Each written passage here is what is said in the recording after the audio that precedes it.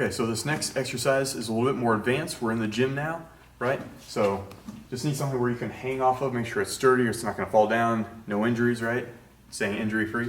And so we're going to hold on. You can either hold on to a little bit wider grip or a little bit narrow. Most people are probably gonna be stronger in this narrow grip, whichever one feels more comfortable. I personally like to hold it a little bit wider, that way I have a little bit more stability. But the exercise we're going to be doing is a leg raise, right? So the main goal is to be able to tuck the hips towards the shoulders, and that's going to engage and emphasize the lower abs, right? Anytime you contract the rectus abdominis, the main core muscles, you're going to be engaging all of it from top to bottom. But depending on the way that you do it, you can emphasize one area more than the other. In this case, we're going to try and hit that lower area. Still getting a little bit of activation in the upper core, but emphasis in the lower, correct? So a lot of people, when they do this, unfortunately, they're doing it incorrectly and only bringing their leg,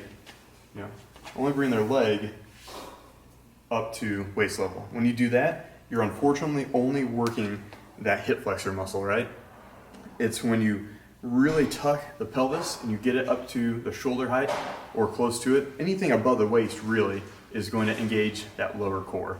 So I'm going to go ahead and grab onto this. You want to, again, just like the ones in the studio video, you want to forcefully exhale as if you're trying to blow out some birthday candles, right? So grabbing on, good firm grip. If your grip gives out before your abs do, grab some hooks, grab some straps so you can hold on a little bit better. So we're going to tuck the knees, going in, legs together. Coming down nice and controlled. Don't just swing with it because you're missing out. Come up, control it down.